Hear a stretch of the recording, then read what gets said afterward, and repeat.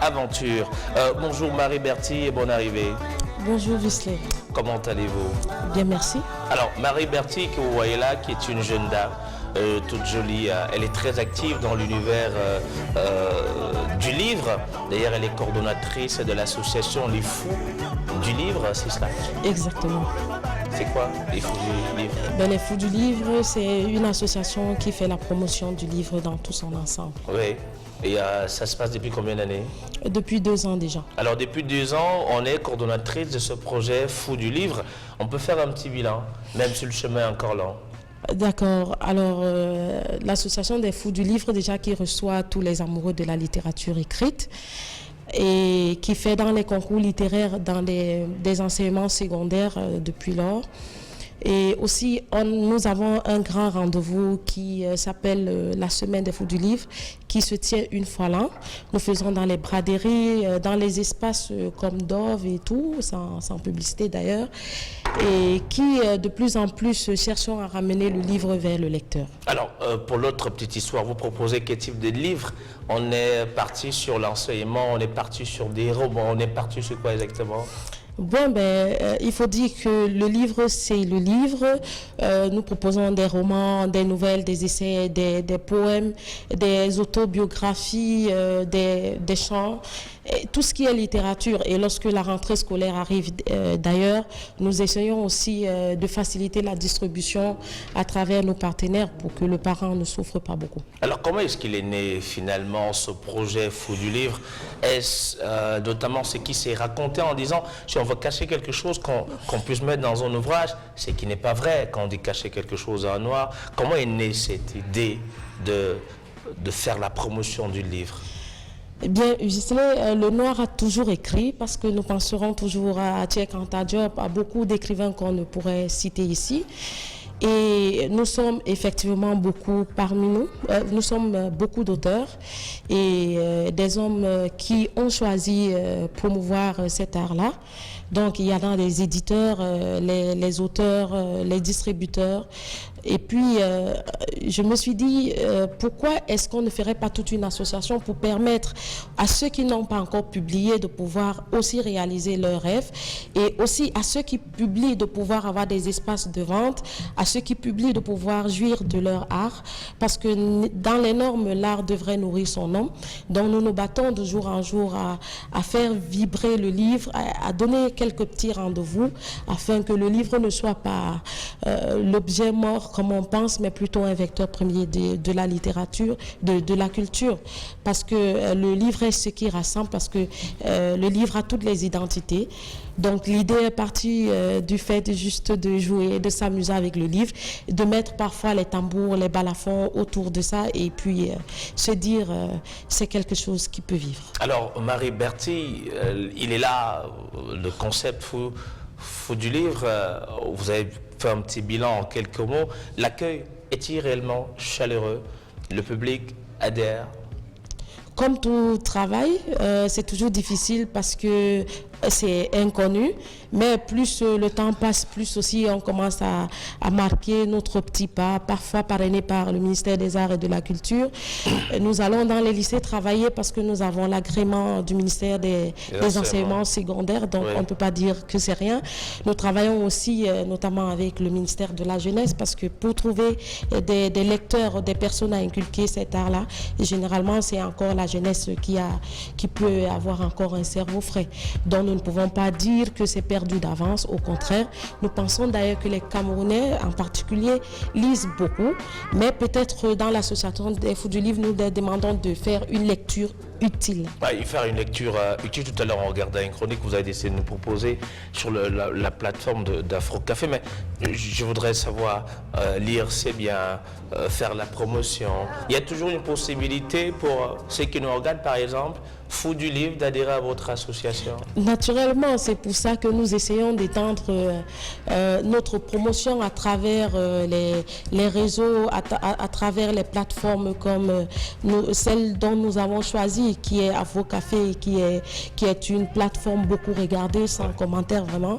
Et nous avons pensé que les présentateurs se jettent à l'eau, parce que présenter un auteur ici chaque fois, c'est faire la promotion de la lecture lecture.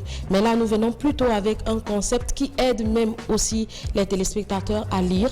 Donc, au lieu de garder un livre, nous allons écrire les livres et nous allons chaque lundi et chaque vendredi présenter une chronique poétique afin que le téléspectateur prenne ce rendez-vous et écoute les belles histoires aussi. Alors ce matin, vous nous proposez une chronique sur l'enfant africain. Bien sûr, puisque hier était la journée de l'enfant africain, nous n'avons pas vu autre chose de mieux que parler de l'enfant africain, que nous sommes d'ailleurs.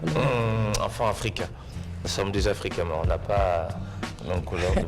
C'est vrai, parce que parfois l'enfant africain est métissé. Cette belle idée elle est de mon collaborateur Bidjo Edouard Nelson, qui est l'auteur. Il est d'ailleurs passé sur cette plateforme. Il a écrit en tout cas, il a écrit. Bon, vous allez retrouver tout ça. Oui, je vais retrouver, mais il a parlé beaucoup de la séduction, donc il montre un peu quelques secrets, et à qui je dis d'ailleurs merci, et qui nous regarde forcément ce matin. Marie, c'est l'enfant africain aujourd'hui. Hier c'était le 16, mais c'est la prolongation aussi. Naturellement. L'enfant africain.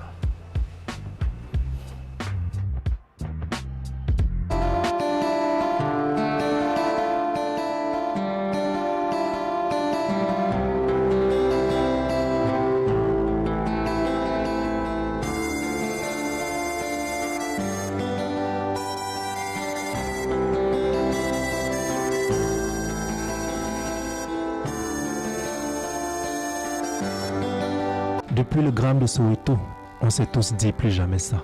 La raison avait vraiment perdu la raison, au point d'arracher à la vie d'innocents sans raison. Journée de l'enfant africain. On se rappelle de l'épisode, un certain 16 juin 1976. Sans motif, on a voulu décimer une race humaine, comme si le Créateur avait établi une hiérarchie entre les aigres. Le fils d'esclave est un esclave. Il veut briser les chaînes, mais une certaine race est en conclave.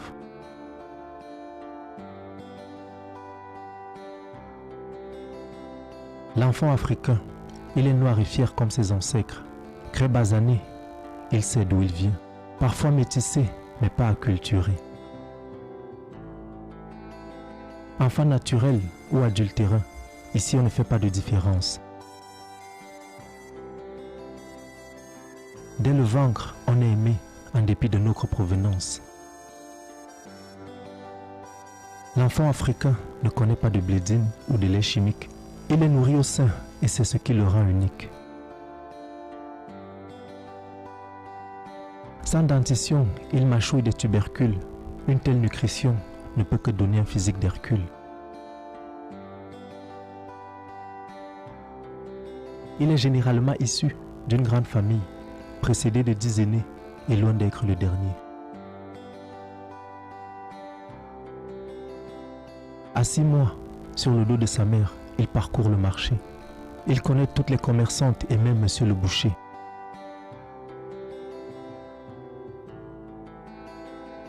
À l'âge de 4 ans, il est intronisé chef du quartier. Et 1 an plus tard, il penche déjà pour un métier.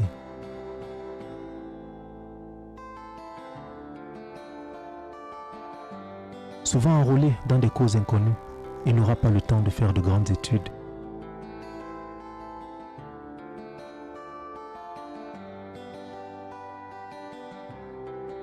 Les grands théorèmes et les théories élémentaires ne seront pas parcourus, car précoce, il est déjà à la recherche du pécule.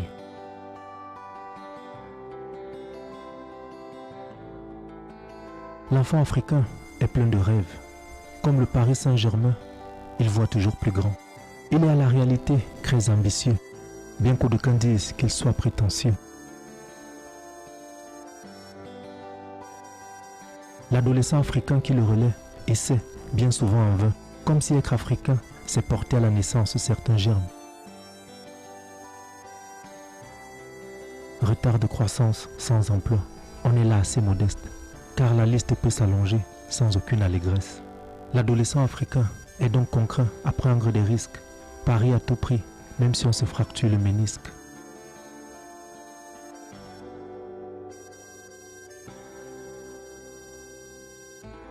réussir est sa cible. Déplacer les montagnes est un euphémisme, surtout quand on veut rendre fier une patrie.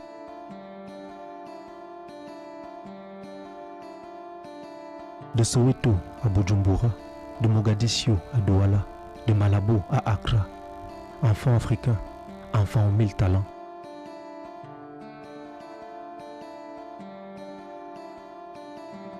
Enfants africains, enfants souvent incompris, enfants africains, l'étoile du continent.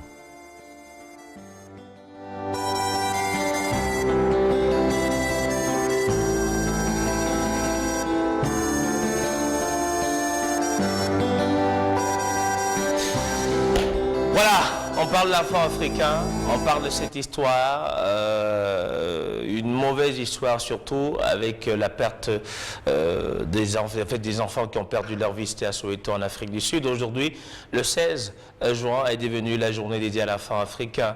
L'enfant africain aujourd'hui, c'est aussi cet enfant qui de plus en plus est très actif, qui est intelligent, qui aujourd'hui n'a plus besoin simplement d'arriver au carrefour donner du recevoir pour dire j'ai besoin de quelque chose, mais il arrive avec tout son savoir pour dire je suis un Africain, j'assume mon africanité et je viens vous proposer en notre visage de l'Afrique. C'est ça. L'Africain, l'enfant africain ne fait pas pitié. Il a même toujours eu une certaine fierté. L'enfant africain, c'est quelqu'un de plein de rempli, malgré ses difficultés, mais il reste toujours sur pied. Alors, merci pour cette chronique, pour cet élément, pour cette histoire incroyable mais vraie. Franck, est-ce qu'ils savent qu'on est en direct là? Ils savent? Ils savent qu'on est en direct aux téléspectateurs des circonstances. Alors, on redit merci à Marie Berti d'être venue nous voir ce matin. On prend rendez-vous en fin de semaine pour un autre élément, surtout avec un autre thème. Hein. Oui, nous viendrons, puisque le 21, c'est la fête de la musique. Ouais. Alors, nous pensons faire une belle prose sur la musique, encore que je suis une accro de musique, donc ça ne pouvait pas passer. Vous chantez souvent? Il arrive, bien sûr. Vous chantez à quel moment précisément? À tout moment. Il n'y a pas de moment pour ça, aux toilettes, dans ma voiture, partout. Et quand vous chantez, ça donne quoi? Je ne sais pas, à votre choix. Moi, je sais pas. Non, mais oui, faites-nous un truc, montrez-nous que vous chantez réellement. Ça veut dire que je chante aujourd'hui, je chante vendredi aussi. Oh, je ne sais pas, ça dépend de vous. Ben, je chantez sais pas. Aujourd'hui, chantez vendredi. Quand je t'aime, j'ai l'impression d'être un roi, Seigneur, un chevalier d'autrefois, le seul homme sur la terre. Incroyable. Quand je t'aime, j'ai l'impression d'être à toi, comme la rivière au delta, prisonnier volontaire. Bonne fête des fêtes. Je vous produis, hein. Je vous produis, je suis producteur dès aujourd'hui. D'accord. On peut puisque vous réclamez la fête des pères. Oui, la fête Bonne fête des pères. Ah, ok, et merci. surtout à mon époux, moi je ne l'ai pas oublié. Ah, ok. Votre époux, comment il s'appelle, votre chéri? Oh non. Ah, ok, c'est pas grave. Et si j'en ai plusieurs? Oh, mais non. Vous n'allez pas faire ça quand même. Non, non, allez doucement. Ne quittez pas le plateau. Non, ben vous savez, je suis une femme africaine. Alors, je suis... on fera plus de commentaires. De temps en temps. Même le voisin qui n'est pas mal